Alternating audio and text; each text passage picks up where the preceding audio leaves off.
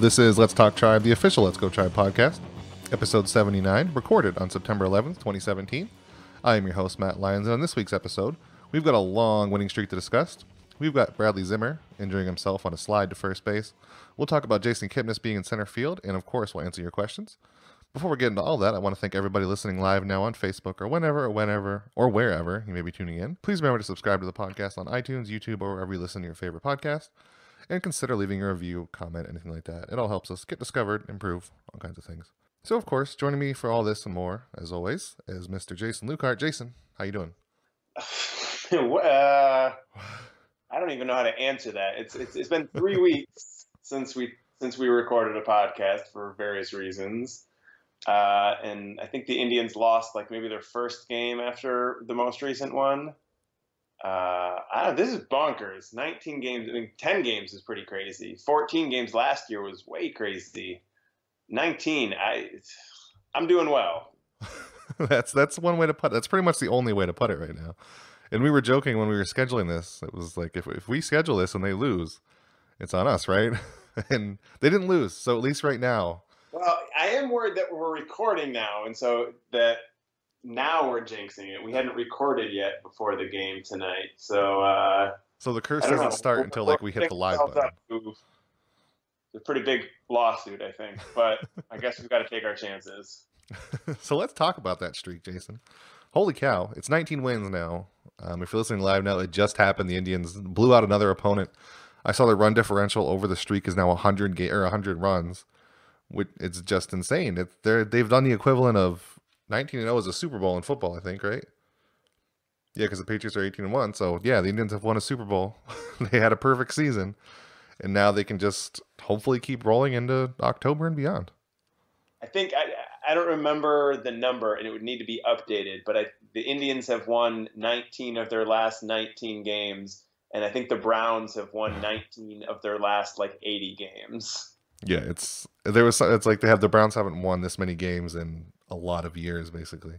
Which I'm okay with every time the Indians win a game, comparing them to how bad the Browns have been. I am perfectly fine with that. So any other general thoughts on the streak? I mean, other than the fact that everybody's been amazing. It's weird to talk about it now because, like, if it's just the normal stretch of games, you can find some things that are good, some things that are bad, but, like, everybody's been amazing at everything, and it's really hard to find one thing that's interesting besides all these, like, big overarching stats about just how amazing the Indians have been, how they've led in everything, and I don't know. Yeah, it's been great to watch. It's hard to keep track of all the sort of crazy bits of information. Some of the ones I'm aware of and can think of at the moment. Like you already said, their run differential is plus 100 during the streak. I looked at every winning streak of 15 or more games going back to 1913, because that's as far back as Baseball Reference has play index information available for this sort of thing. So going back to 1913, there have been 20 winning streaks of 15 plus games. The Indians are winning by an average of more than 5 runs, and none of the other teams in the streak had a run differential like that. So they're not only winning games, they're just destroying the other team. They've got the lowest ERA of any team in a long winning streak like that. They've got the highest OPS of any team in a winning streak like that.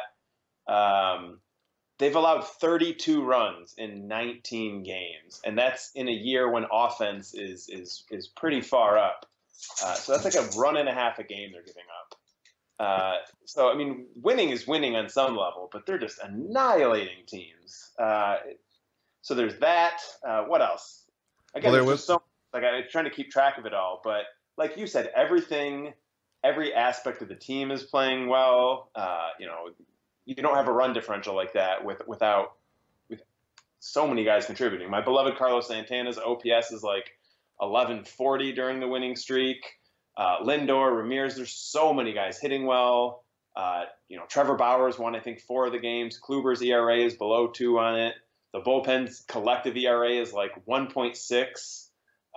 They've had 6 shutouts during the winning streak, which is more than 9 teams have had all season long. It just goes on, and there's just like one crazy fun thing after another. And Nate Crow in the comments, he mentioned that the one thing we're missing now is a Yandy Diaz home run. He's been really good since he came up, but he still hasn't hit a home run. But and Carlos Santana, if you didn't see, Fangraphs had a post that he's like the most consistent hitter in the second half. So he's getting love elsewhere now. Finally, I think Indians. I think the whole meme of everybody hating him is starting to maybe finally go away a little bit because he's been so good over this year. Of course, it's right before he leaves, but and another one in the comments, Mario Vera, 12-6 to get us to 100 wins. Do you think that can happen, Jason? Do you? I didn't even think of that as a possibility like a couple months ago, but they're really close. They've won 19 in a row, so 12-6 doesn't sound outlandish. It almost sounds bad right now. I guess I would still bet against it because 12-6 is still a better winning percentage than they have for the full season. Mm. But I think they're on pace for 99, so certainly 100 could happen. Obviously, when you win 19 games, you're gonna change the standings a lot. But I think when the streak started, they had like a 3-game lead in the division, and it was still a race. And now it's a 13.5-game lead, and their magic number is 5, 6 maybe. It was 7 before the game today. Yeah. 12 games behind Houston, or 10 games behind Houston, and now they're in front of Houston and have the best record in the American League. The Dodgers, who I think have won 1 game while the Indians have been on this streak, still have the best record in baseball. But again, I wouldn't bet on it, but I think the Indians are like 4 wins behind the Dodgers is all now. Like it's unbelievable. And I guess any time of the season, it would be crazy. If it was the beginning of the year, it would help you build a huge lead right out of the gates. But I feel like this late in the season, to me anyway, there's something cooler about it because it feels like so much of the season has happened, and then you get something like this. Regular season baseball tends not to be super memorable because there's so many games and so many seasons if you've been a fan for a long time. There's a few individual games that stand out, beating the Yankees 22-0, the crazy comeback against the Mariners. And of course, there's like player seasons that stand out, but there's not a lot of just like stretches of regular season baseball that you remember. But I think Indians fans are going to remember this streak for as long as they remember anything about the Indians.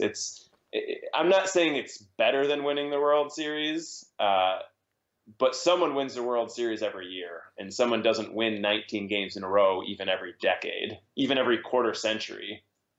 And speaking of which, I know this is a surprise to people, but Jason Lucar, you have a bone to pick with some kind of stat thing ESPN did about mentioning the winning streak in context. To their credit or to their fault, depending on how you felt about it, I had a graphic up all game last night about Indians' 17-game winning streak, in case anyone tuning in hadn't seen it already. But they also kept talking about the longest winning streak ever being 26 games by the 1916 New York Giants. But I got to call shenanigans because the Giants won 12 games in a row and then had a tie and then won the next 14 games. But a tie is not a win.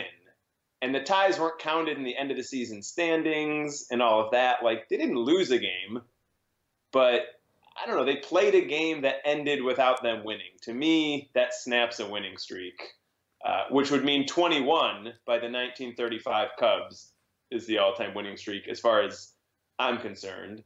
And 20 by the Moneyball Oakland A's of 2002 would be the American League record, whether you care about ties or not.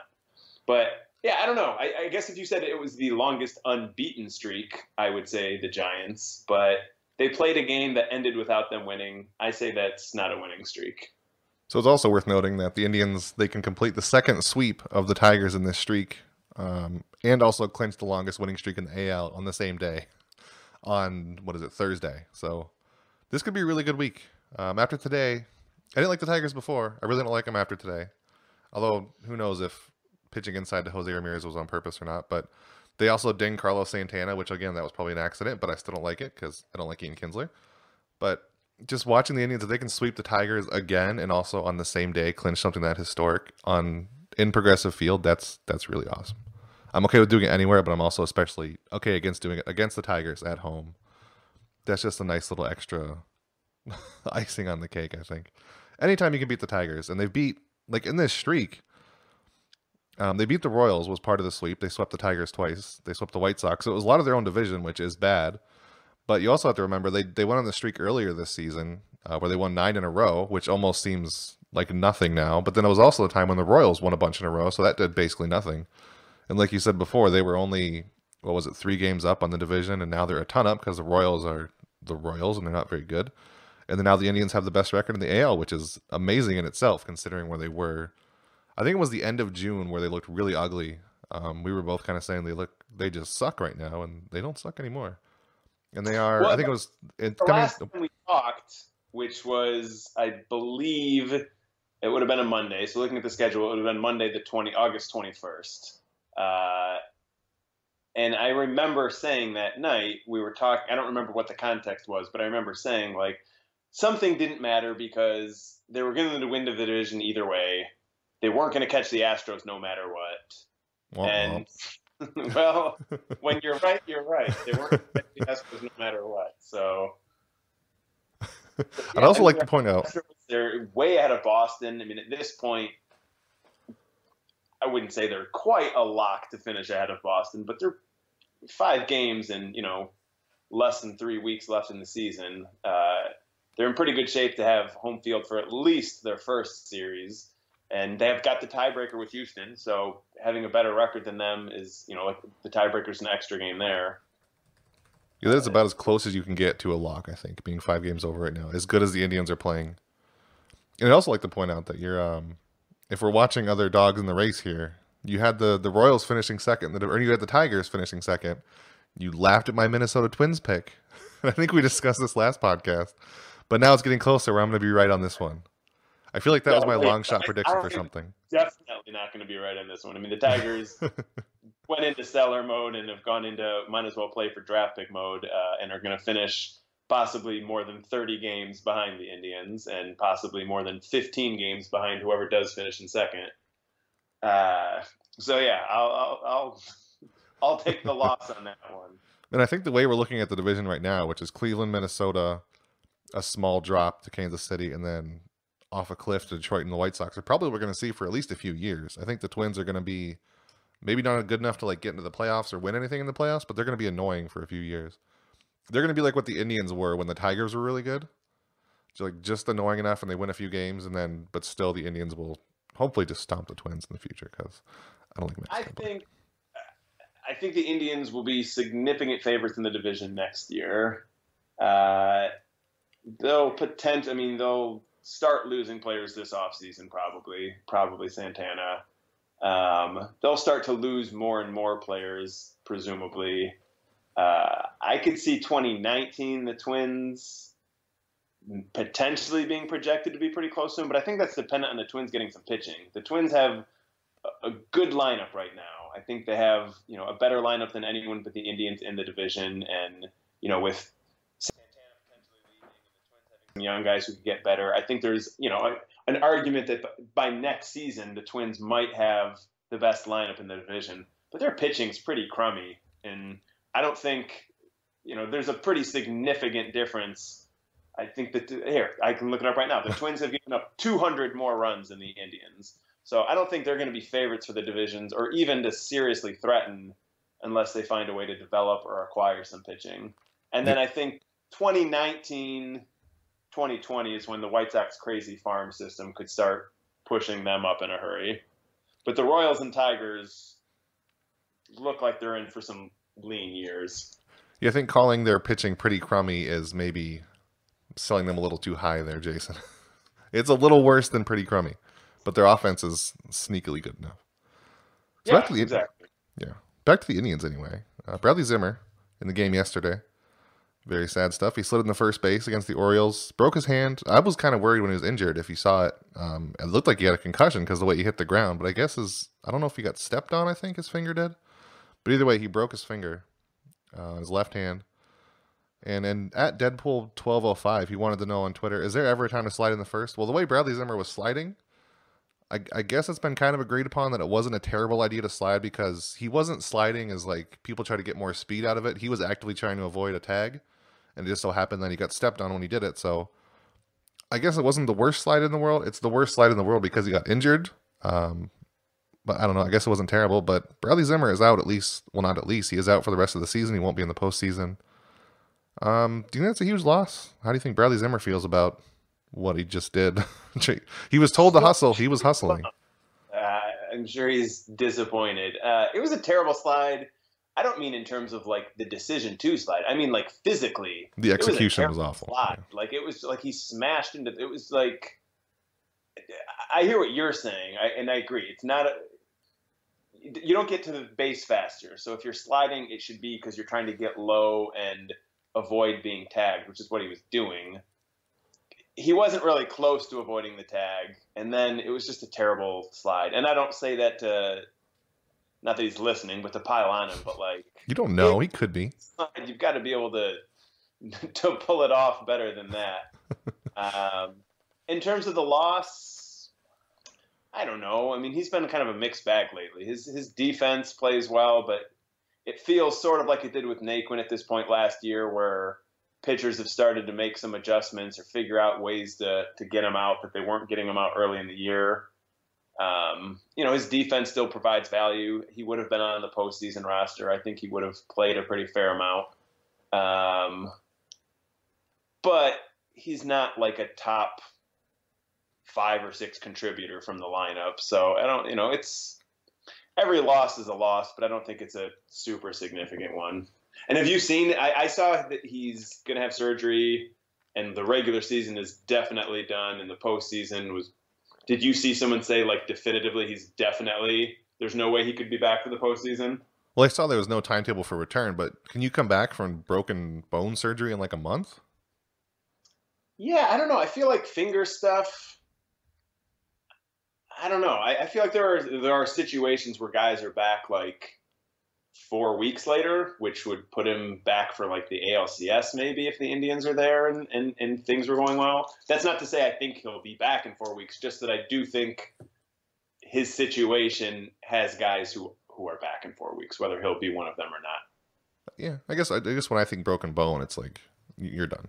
I don't imagine coming back soon. And he might. I could be wrong. You what? Well, and he might be. Well, and the other thing is he's ready to start playing baseball in 4 weeks. I don't know if you want a guy who hasn't played baseball for a month jumping back onto the roster for the ALCS when he's not. It's one thing if you're talking about Lindor, Ramirez, Santana, Kluber, Miller, those kind of guys, but I don't know. I think you're probably right. He's probably done for this season. I just haven't seen anyone definitively announce that, so I wasn't sure if you had seen something I had missed. Nope, I haven't seen anything. But they also, they have enough outfielders to at least cover a body there, even if it isn't great. And they do have Greg Allen, who is, by all accounts, a great outfielder. I think I've seen some that said he's even better, has more range than Zimmer on the outfield, which seems crazy considering what he's done. And Greg Allen is equally as fast on the bases. So if he can at least have like the bat that Zimmer had, which, as you were saying, it wasn't great at the end, he's a pretty even replacement for Bradley Zimmer. I think he just doesn't have the experience. I think people forget Greg Allen is 24 years old, so he's not like Francisco Mejia, who's 21, or Lindor, who was, I think, 21 when he came up. So, yeah, he's a rookie and he dumped from Double-A, but Greg Allen, I think, could contribute a lot, at least as much as a rookie who came up in September can in the playoffs for the Indians. And the other thing we can talk about, of course, is that Jason Kipnis today, it was announced that he's going to get a shot in center field probably. Terry Francona said, quote, "We have a good thing going in the infield." That's really interesting. I think I'm kind of glad he did that because if we were going to talk about Jason Kipnis being out, my whole thing was going to be that, that's great. He's going to go to second base. They're not just going to replace him because Giovanni Urshela and Yandy Diaz had a couple good weeks. So thank you, Terry Francona, for doing that right before the podcast instead of doing it right after and making me look really dumb. I was fully prepared to say that Kipnis was going to get his job back just kind of by default. I didn't think what has happened over the last month was enough to sway Terry Francona, but he must be really impressed with Urshela and Diaz at third base and also Ramirez at second. And just the idea of Kipnis going to center field is interesting. He played in college, and I don't know how well it's going to translate. Yeah, I guess I'm all for taking a look at him out there. And I know he played the outfield in college, but that was like 8 years ago he was drafted, so it's been a while. And center field especially, that's a pretty big jump. Given that Carlos Santana has played some innings in a corner spot, not center field though, but again, I think it's worth taking a look. I guess I'm a little dubious of it looking like it's actually a good idea in a game that is important, but I don't see much harm in taking a look. Uh, Diaz has but played well. Urshela's defense is great. As much as I want him to hit, Urshela's not hitting. I don't. Urshela's bat does not profile as someone that I want in the starting lineup for the postseason. Um, so I think my hope would just be that the infield goes back to what it was before Kipnis got hurt. But that's dependent on him being back and ready to go, which it seems like he will be. There's just a lot of moving parts, so it would be interesting to see. I hope they don't screw around with him out there during the winning streak, though. I mean, I don't want to mess that up. Yeah, for sure. So I'm not crazy in saying that it was pretty logical to think he would have got second base back, and that might be the best thing if he can hit well. Then is what you're saying. I'm not insane. I feel like that's still the most likely outcome, but with 2.5 weeks left in the season and the division wrapped up, you've got at least a little wiggle room to check some things out. I didn't see, is the plan to have him play center field for the Indians or to have him play center field while he's rehabbing? Well, there's not going to really be anywhere for him to rehab. Oh, yeah. That's an excellent point. He's going to be by himself down in Columbus. The lights are all going to be off. He'll just be waiting there to catch those fly balls. But no, it's center field these days. Yeah, he's not going to get reps anywhere else. It's a center field of the mind. I did see that where I don't know where he is right now, but he was shagging fly balls in center field. I don't think he was in a game or anything, but somewhere he's at least working it out. And if he comes back, I'd assume he'd get some time out there. And Brian Young on Facebook, he asked, on a scale of 1 to Tyler Naquin in Game 6, how concerned should we be with the idea of Kipnis in center field? This wouldn't be the first time the Indians have put out a not great center fielder. I think obviously Tyler Naquin is probably better than somebody who hasn't played since college, but the Indians have sort of proved they can go pretty far with a below average fielding center fielder. And I think Jason Kipnis' bat would be better than Tyler Naquin's was in the playoffs last year. So, if he has to start and then replace Greg Allen late in games, I don't think it's a terrible trade-off to have to get his bat in the lineup.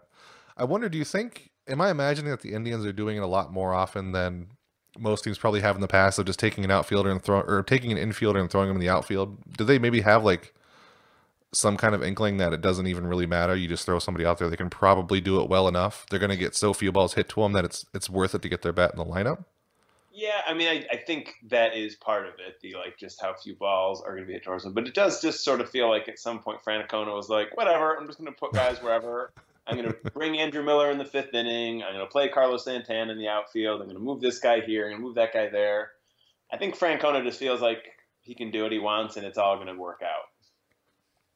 And going back to another conversation, James E. Powell in the comments, he was saying about Bradley Zimmer's finger, no timetable because he hasn't had surgery. Normal for this is 6 to 8 weeks. So that's pretty much, most of the season. Yeah. So yeah, what was the other thing? Oh yeah. So at Wahoo Polly C, he wants to know, does the tribe try and Kip out in center essentially tell you that they don't expect Brantley back? Do you remember that guy? Michael Brantley, he used to be on the Indians. He played once. He was back for most of the season. He was really good, and he was injured, and now I have frequently forgotten that he was on the team. I haven't forgotten that he was on the team, but I've stopped. I don't expect him back. To me, if Brantley's back and good again, it would be a wonderful bonus. And in addition to helping the team, it would make me really happy for him because he's, been with the Indians for a long time. And it sucks that these last 2 years that the Indians have been so good. He was such a key part of them in the years where they were sort of getting there. And then he's had to miss so much of these last 2 years. I feel bad for him. But I've stopped expecting him to be back at this point. Yeah, and it's just been random freak things. One was the dive, and I think this was it was completely unrelated, just random injury that he had. Do you think the Indians are going to pick up, I'm trying to look it up now as I'm talking, his option for next year? It's not that, is it like $11 million, I think? What was it? Yeah, $11 million with $1 million buyout. Do you think if he doesn't come back, I have to imagine they pick up, like, if you can get at least pretty good Brantley for a season, that's worth $11 million, right? Or do you think they just kind of drop that because he's been so injured so often recently? Yeah, I feel like it's one of those, and I can't remember what the different calendar for things is. I feel like you make the qualifying offer to Santana, and if he accepts it, I'm happy to have Santana back, but suddenly the budget is probably pretty tight, and an extra 10 million above the buyout's not a huge amount of money, but it's not a rounding error either, especially not for a team like the Indians.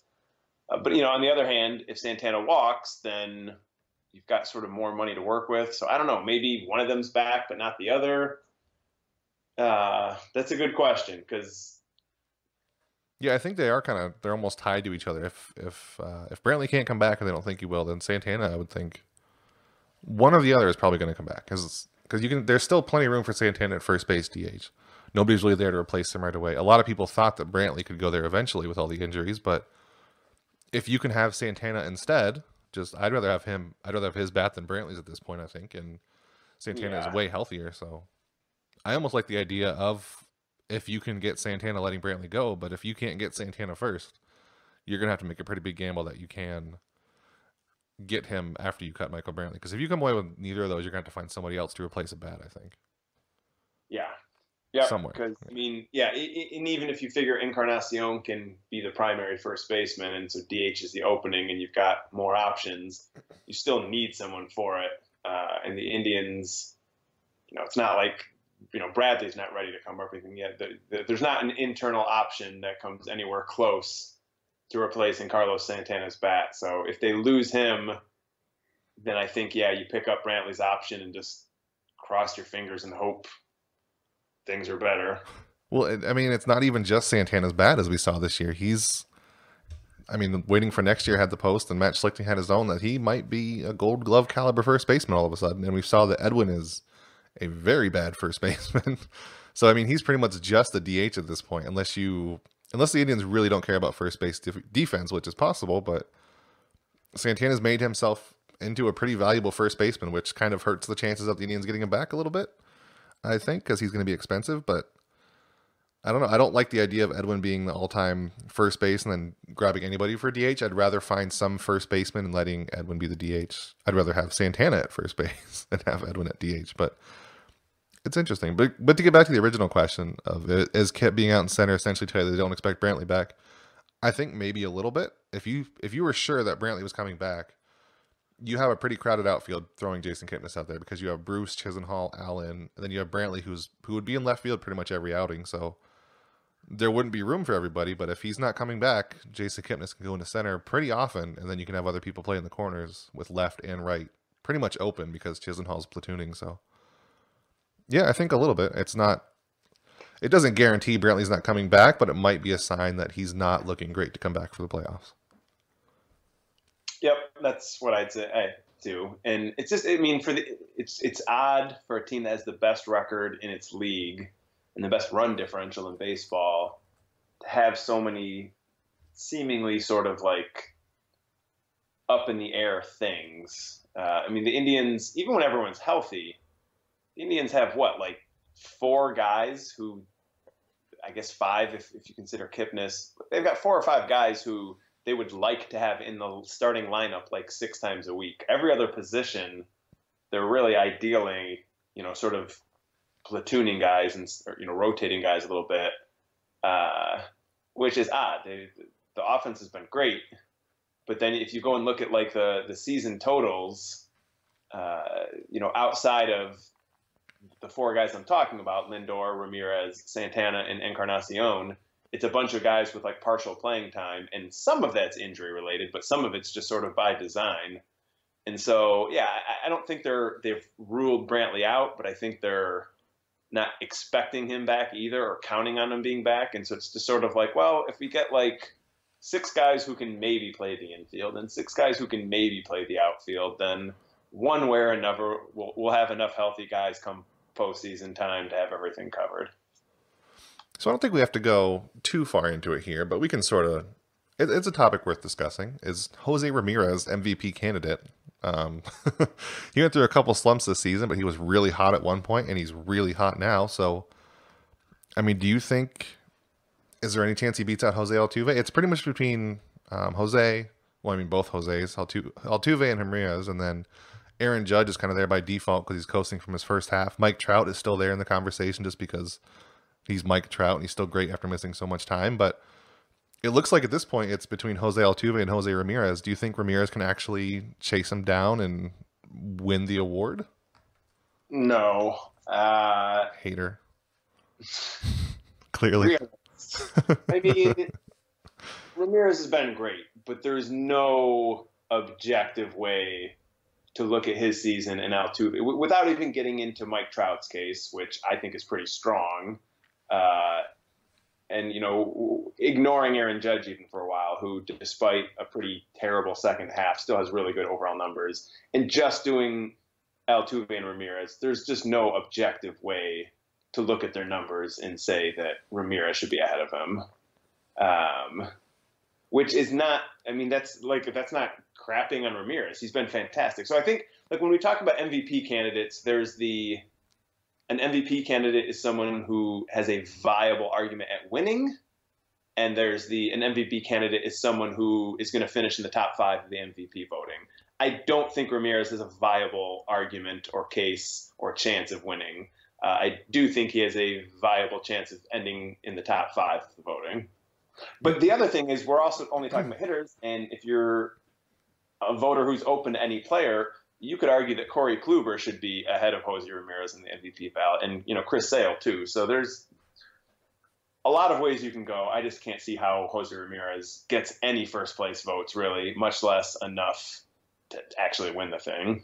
I think the only way he gets any first place votes is if you very liberally apply the phrase valuable, because there's always this debate every year because Jose's this good, he's played multiple positions for so long during the season, that maybe somebody thinks that he is more valuable to his team than Jose Altuve, which probably isn't true.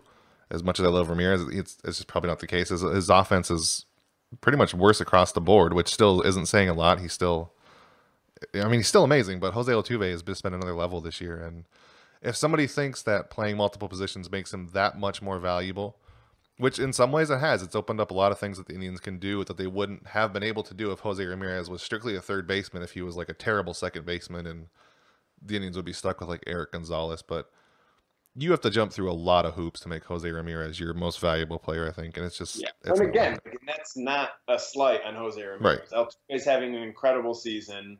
I don't think Mike Trout has a chance at winning it unless, if the Angels make the postseason, maybe. But I just think it's just so hard to even factor into the fact that he's even talked about having missed 40 games or however many because of his injury.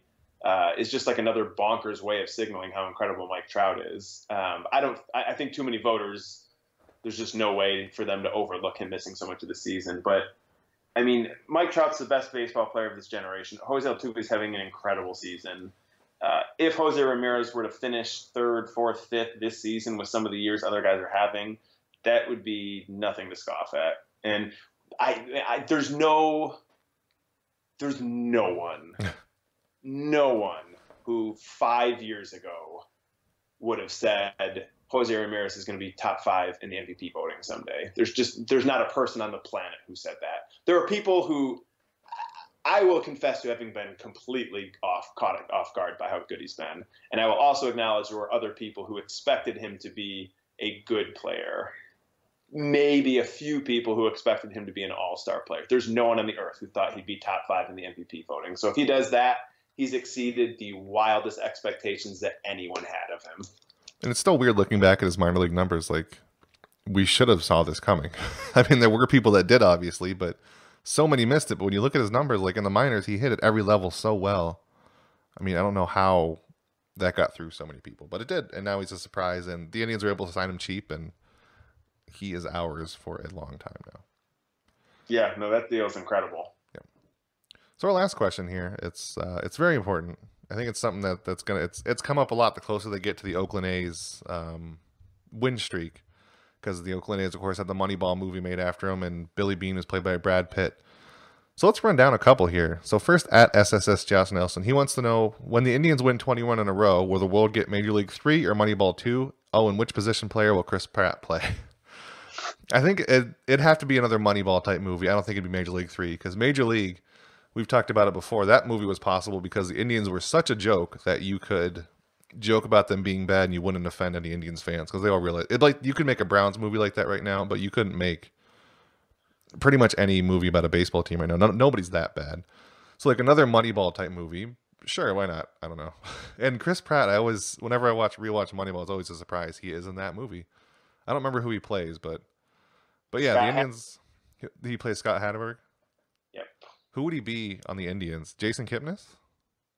Yeah, I guess, but really, close. Chris Pratt isn't the appropriate who would Chris Pratt play, because the funny thing about Chris Pratt playing Scott Hatteberg is that to the extent that Chris Pratt was anyone at the time, he was the goofy minor character on Parks and Rec, a TV show that not that many people were watching. So the question is, what minor character on what TV show that not very many people are watching is going to be in the Indians version of Moneyball and then turn into a mega star like 6 years later when he plays a superhero? And I cannot begin to figure out how to answer that question. I was really hoping you had something planned when you were leading up to that. Chris Pratt will play Jason Kipnis because that simplifies the discussion. Yeah, I mean that's like the only real answer there. Because Jason is like the goofball. I can't think of any other who would play. So I saw somebody tweeted asking about Jose Ramirez. Somebody said like Kevin Hart because he's small and loud. But I don't know. I was gonna say The Rock. Just go all out and make it opposite and make him huge. And who cares in like 20 years when they make the movie? Nobody's gonna know the difference.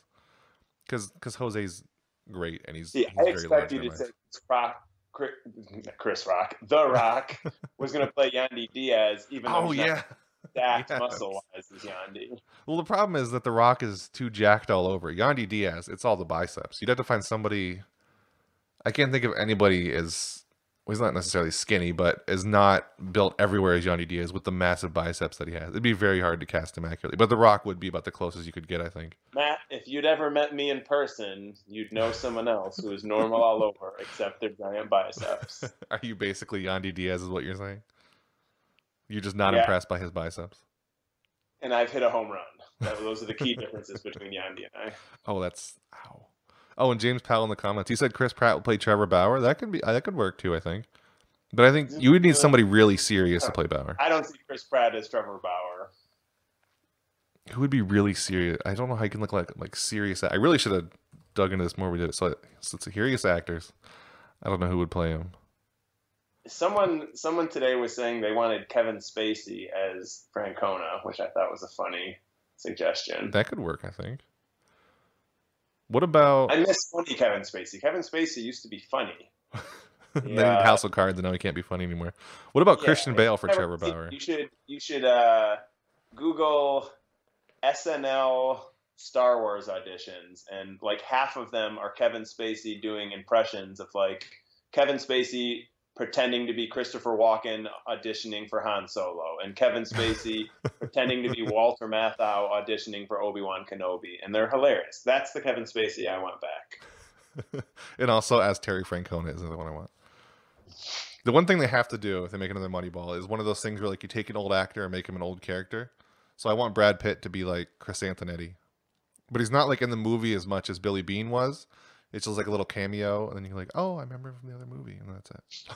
I imagine Billy Beane had to be pretty pumped when he found out that Brad Pitt was going to be the guy playing him. Because, I mean, Billy Beane's not like a bad-looking guy or anything, but Brad Pitt's like, there's not a lot of like non-celebrities Brad Pitt could be playing where you're like, yeah, that's a pretty good match. But yeah, it's a pretty good match. And then, you find out Jonah Hill's playing, and you're like, what?